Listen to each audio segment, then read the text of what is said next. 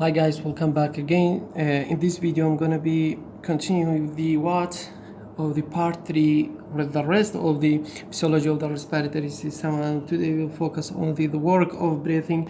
So during normal quiet respiration, respiratory muscles contraction occurs only during inspiration, while expiration is entirely a passive process.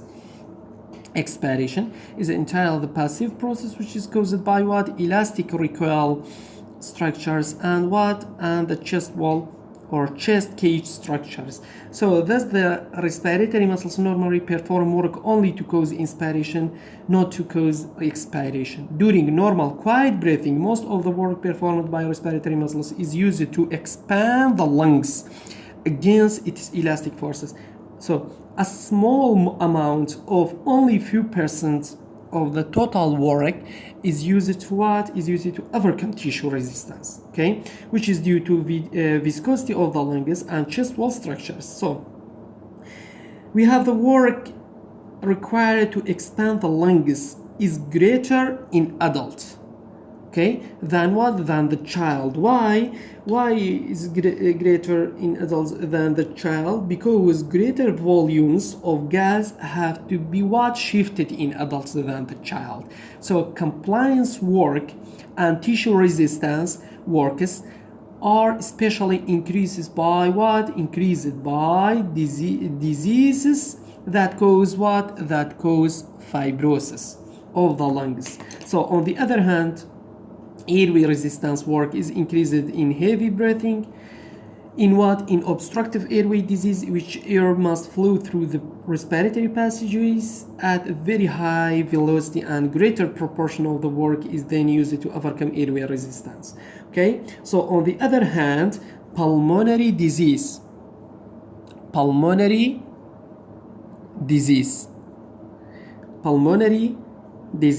that decrease what? Pulmonary compliance or increase airway what?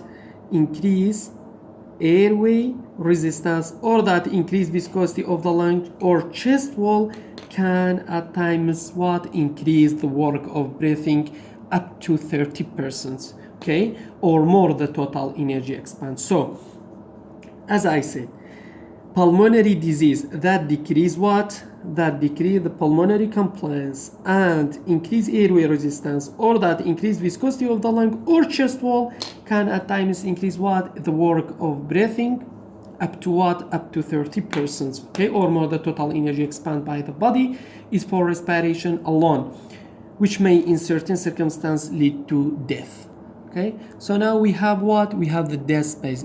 So what's the dead space? Dead space, it is the space in which that the gas exchange isn't taking place. Okay, so the respiratory passages where no gas exchange takes place is called what? Is called anatomical dead space. So what are this area, which consists of what? Nose, pharynx, larynx, trachea, bronchi, and bronchioles. Okay, so the normal anatomical dead space air in the young adult is about what? 150 ml. Okay, 150 ml. This increases slightly with what? With age. With age, slightly increase, and also increase by more than half during a maximal inspiration, because the trachea and the bronchi expand markedly as the lung expands. There is another type of dead space, and it's called what? It's called physiological dead space. Physiological dead space. So in the physiological dead space, this is due to what? This is due to some alveoli aren't function or partially function, okay, because of what? Because of poor or absent blood flow through the what? Adjacent pulmonary capillaries, okay. Therefore the volume of physiological dead space is equal to what? Is equal to 0. So the total dead space equal to what? Anatomical dead space plus physiological dead space. So it's equal to what? 150 ml plus 0, because the physiological dead space is 0 and anatomical dead space is equal to 150, so equal to what? 150 mol equal to anatomical dead space. Okay, so now let's focus on the what? On the control of respiration. In the control of the respiration, now we have what? Now we have the medullary respiratory centers are control respiration, and the medullary respiratory center are made up of the what? Of the ventral group and dorsal group. So in the ventral group is responsible for the what? For the rhythmicity of what? Of breathing. So here if we zoom into the brainstem region, here we can locate it with the medulla oblongata. Okay, medulla oblongata. Here we have what? We have 3 red cycle, 2 of the below and 1 of the above. Okay, so 2 red cycle below 1. Okay, here make up of the what? Of the medullary respiratory center, which is made up of the what? Of the ventral and dorsal respiratory groups. So the ventral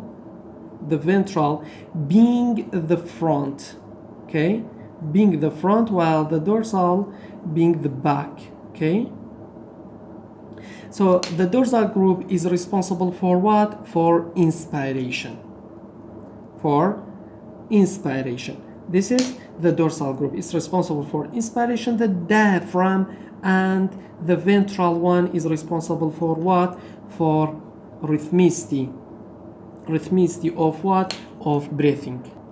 Okay, but here we have what? We have this other respiratory center located in the pons, okay, known as what? Pontine respiratory center, okay, which will interact with what? With the medulla, with the medulla respiratory center to what? To smooth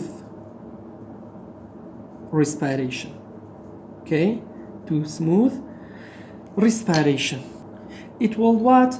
It will provide what we call tonic input to the medullary network here to help coordinate smooth respiratory rhythm. So they will send signal, okay, this is the bluish direction, okay, they will send what? They will set signals for inspiration and expiration. Okay, so to understand much more about it, I mean inspiration and expiration, we have thoracic, which is made up of the ribs as well as sternum. Now within the thorax we find the lungs. Beneath the lungs we have important muscle known as diaphragm, which is one of the important muscle in inspiration, and then in another is intercostal muscle which run between the ribs. Okay, so now in very simplified way, the respiratory center send impulse to the muscles of the lungs to trigger inspiration or expiration. Okay, so for example, we have impulse being sent via neurons. Okay, for example here, signal sent to what? To thoracic. Okay, to what? To intercostal muscles to close inspiration, so the ribs will rise, and the impulses are also being sent to the diaphragm to cause inspiration, so the diaphragm will descend. Okay, so the respiratory center will send impulse to cause inspiration and expiration. The more, the quicker the impulse, the faster the breathing. So the slower the impulse, the slower the breathing. Okay, and so that's the important concept. Okay, to understand now, let's see what can influence the respiratory center. Okay, and so what can increase the respiration, so increase breathing, and what can suppress breathing. In the first, we have what? We have the highest center of the brain, which we can have voluntary control. So as we know, we have some control over our breathing. We can stop breathing for a while before the brain takes over and also the higher point of the brain are also important for the perceptions of pain, emotion, and temperature. And so all these factors can influence the respiratory rate. So they will firstly either stimulate or suppress the pontine respiratory center, which then will stimulate or suppress the medullary respiratory center and respiration itself. So as I said, first we have what? We have the highest center of the brain, which we can have voluntary control. As we know, we have some control our brain, okay? We can stop the breathing a while before the brain takes over, okay? So the highest points of the brain are also important for perception, pain, emotion, temperature. So all these factors are influence respiratory rate, so they will first either stimulate or first of all stimulate or suppress what? Pontine respiratory center, and then will stimulate also or suppress what? Suppress the medullary respiratory center and respiration itself. But the main regulator or influencer of the respiration will be what? Will be the peripheral what? Chemoreceptors, okay, which are located in the carotid and what? An aortic body. Okay, aortic bodies. So they detect change in blood, chemical changes in the blood. So for example, if they detect a decrease in oxygen, a decrease in blood pH, which means an increase in hydrogen ion, okay, and an increase in carbon dioxide, I mean CO2, this will stimulate or trigger the chemoreceptor located in the carotid body, as I said, or in the aortic bodies. They will stimulate this chemoreceptor to stimulate the respiratory center, and so when the respiratory center is stimulated, there will be a quicker respiratory rate, so you will breathe in and out quicker to neutralize everything. And also a decrease in pH, for example, decrease in pH, increase in what? Increase in CO2 will stimulate chemoreceptors to stimulate respiratory center, so that you could breathe faster and there will be breathing out more CO2 and inhaled more oxygen. And also you have what? We have receptors in our muscles or in our joints, and this will be stimulated when you exercise. And so when you exercise, these receptors will stimulate the respiratory center, so you can breathe quicker. And it's important to what? To breathe quicker when you exercise, okay? So you can take in more oxygen and you can blow out all the acid that has built up, and finally you have things in your lungs that can regulate the respiratory center.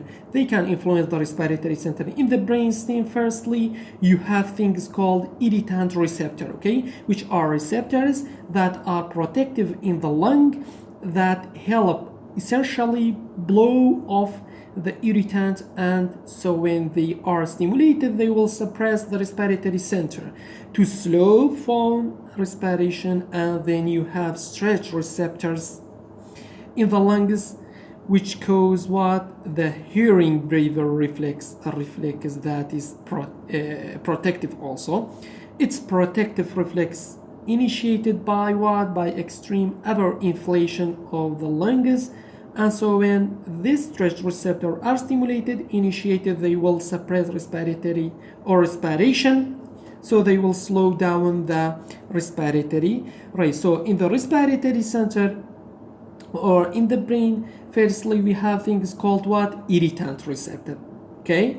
Irritant receptor, which are receptors that are protective in the lung, help essentially blow off the irritant. So they are stimulated, you will what? they will suppress the respiratory symptom to slow down respiration. And you have what? Stretch receptor also in the other hand. Stretch receptor in the lungs, which cause hearing braver reflex, a reflex that is protective. It's protective reflex initiated by extreme overinflation of the lungs. And so they will stretch receptor are stimulated, initiated, they will suppress respiration, so they will slow down the respiratory rate.